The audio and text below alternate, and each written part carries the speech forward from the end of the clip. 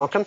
Well, now that winter's here, it is so much harder to keep the weight off. We crave comfort food.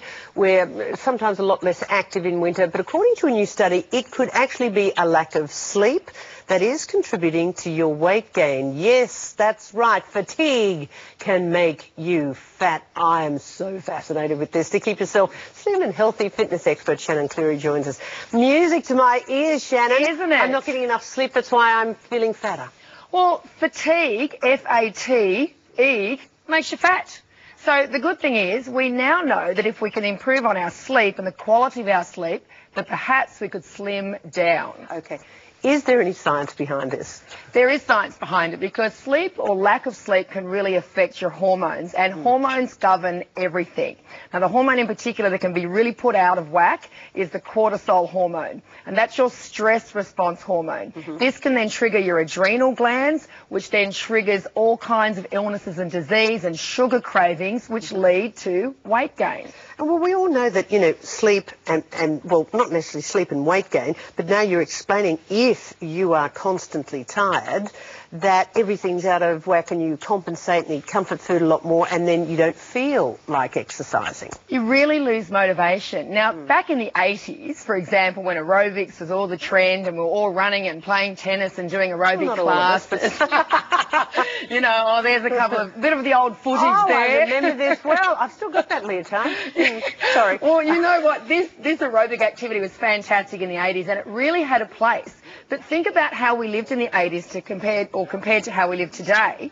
We don't have, or we didn't have the mobile phones back then, the internet. We had long weekends, for example, leisurely weekends. We worked from 9 till 5. We had dinner at 6:30 at night, and we went to bed much earlier. I don't know where you were in the 80s, but, you know, I don't remember all that. Well, I thought I was having a very good time.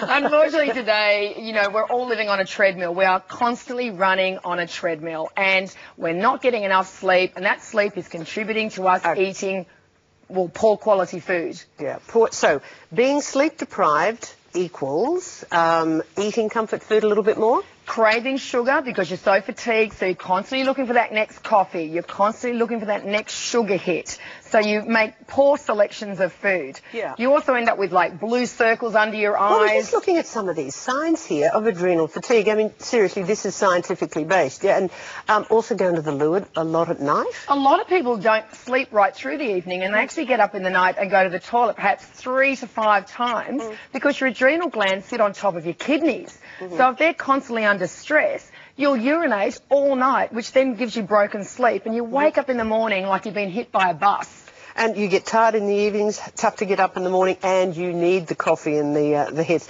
Now, just looking at this, if you go to the extreme, and of course when people really get fatigued, you are at risk of getting glandular fever and chronic fatigue, etc. Adrenal fatigue can lead to all kinds of illnesses, glandular fever, perhaps chronic fatigue, which is very common, and even depression. Most people who've had depression have had a lot of stress, lack of sleep, poor quality food in their life, and this has led their body to break down and just want to lay down and go to sleep. Okay, what is the right amount of sleep to get? Well, for women, it's more than men. Now, men, we're looking at around 7 hours straight per night. Women, it's actually 9 hours because we have more of a complex hormonal profile and less testosterone. I wouldn't know any person, let alone a woman, who's getting 9 hours sleep a night. Well, none of us are, but so hopefully... we are sleep deprived, and that's some of our health problems. You've got some exercises. In fact, these are more weight-based exercise rather than the aerobics you're talking about. I mean, these days we are constantly in touch with our technology. We're sitting at computers more. So why are you suggesting weights, and what are you going to show us? Too much cardiovascular training can lead to extra adrenal fatigue. Now, if we're already fatigued, why would we add to that by doing constant running on the road or constant aerobics? Gee, I'm glad I don't run anymore. No, so there's relieved. nothing wrong with running, but if you are fatigued with some of those symptoms, it's best to choose things like yoga, meditation, stimulation or perhaps some resistance training. And this you can do at home. Okay. Absolutely. Drop and give us 20, Shannon. Well, let's do some leg work because I know the ladies at home love working their thighs and butts. So I've chosen a couple of exercises today, really basic ones, the standard squat. Now, we can use our own body weight. We stand with our feet underneath our hips and we're going to sit down. We can put our hands on our hips. We're going to take a seat and then we're going to just simply stand up. And keeping your knees over your toes. In line with the toes. Now, well, you've got to make sure that the knees track in line with the foot because otherwise you can actually pull your knee out of alignment with your foot and that can cause knee injuries. So the foot likes to move or the knee likes to move at the same direction of the foot. You do a few of those squats and then if you get fitter, you can use weights. Is that correct? You can add extra resistance. So if anyone's got any dumbbells at home, now if you haven't, I know a lot of people, there's some lying around. I know a lot of people who invest in buying treadmills. I'd rather buy some dumbbells. They're cheaper and they're more effective. So we could add some extra resistance. We could squat down with the dumbbells or some heavy shopping bags. We could even add an arm curl. It's a nice bicep curl there to get the arms toned. And if you want a little bit of a cardio workout, we could add a bicep curl with a shoulder press. And that'll get the dumbbells up above the heart level and really get you huffing and puffing, but in a positive way. Okay. We've got a few tips just before we go, the best way to sleep ourselves slim, because, man, do I want to hear this. First up, do less training. Do less cardiovascular training if you're exhausted. Focus on a little bit more weight training, perhaps 30 minutes 3 times a week.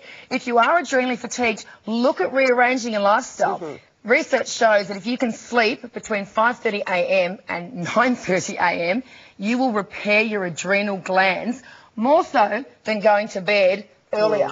But just get the sleep, because if we are fatigued, well, you don't feel like doing anything anyway. You're very demotivated. Eat well, drink water, look after yourself. And foods? Food's good. Stay away from the sugar.